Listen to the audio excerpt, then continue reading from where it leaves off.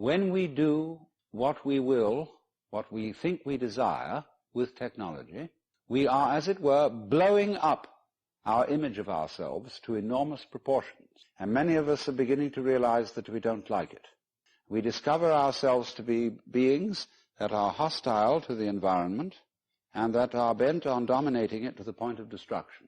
And therefore, when news comes, whether it be from the Orient or whether it be from experiments with psychedelic drugs, that this feeling of our own existence may be a hallucination, people prick up their ears and would like to know, is there some other mode of consciousness which one can be in, which is not this alienated mode, that if there is such a place, we would like to be there. But there arise problems about this when we are going to convey these disciplines to Western people.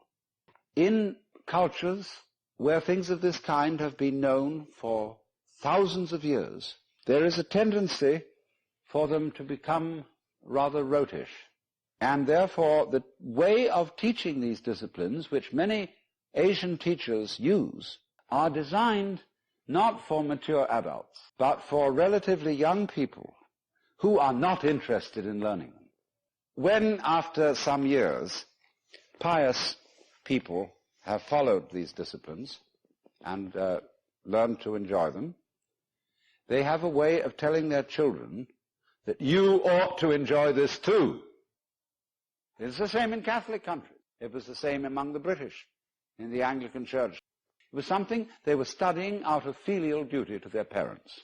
So you have a lot of unwilling young men learning the meditative disciplines under the supervision of ecclesiastical taskmasters who are everywhere in the world exactly the same. I have what I call the aching legs school of Zen, in which one sits in Zazen for an unnecessarily long time until one gets paralyzed. And then people come back from Japan or from anywhere and brag about how their legs hurt, as if it was some extremely esoteric discipline. And, you know, they bang them about with boards on the shoulders, and like in England, they swipe them on the bottoms with canes. And it's all the same old story. And I think we need to go beyond this and develop a certain maturity that is not based on all this boys' boarding school business. But it's very difficult to make people who have been brought up in that system see the point. Because they say, well, we got it this way, and that's the way you have to go in order to get it. There can be an approach which does not insult the dignity of interested Western adults. Oh, some people love to have their dignity insulted because they think it's good for them, because it's going to subdue their egoistic pride. When you go after with the project to eliminate your selfishness, nothing could be more in the nature of spiritual pride. So in the Taoist doctrines, there is a principle called Wu Wey.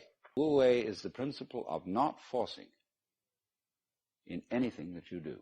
When we watch any performance of an artist, be it a dancer or an actor or a musician, we know immediately when the performance is forced. And we say, it doesn't ring true, it's too artificial, it doesn't seem to be natural. Many people who study the Taoist doctrines think that Wu Wei means do nothing, in the sense of laissez-faire, be lazy, always be passive. It doesn't mean that. There is a time for action. When you study judo, you use muscle only at the right moment. When your opponent is hopelessly overextended and off balance, and you add a little muscle to it and you throw him across the room. You never use muscle at the wrong moment. Wu Wei is the art of sailing rather than the art of rowing. One of the most famous sayings is, superior virtue has no intention to be virtuous, and thus is virtue. Inferior virtue cannot let go of virtuosity, and thus is not virtue. So one could also say, the real Wu Wei is not intentionally Wu Wei, and so is Wu Wei. But inferior Wu Wei so tries to be Wu Wei that it isn't. Wu Wei is not a matter of cultivated passivity, or even of cultivated spontaneity, because there are people who think that they are released, that they have realized that they are, as all of us in fact are, the eternal self of the universe, beyond all description or classification or thought. And say, okay, baby, I'm that. Now I'm going to have a ball. Well, what kind of a ball do they have? Well, what they do is they look up the rules on which society runs and do the opposite. Well, that's still running by the rules of society. And it's the mirror image in reverse. That's not spontaneity. But you don't know what you really want to do until you are very quiet. And it tells you.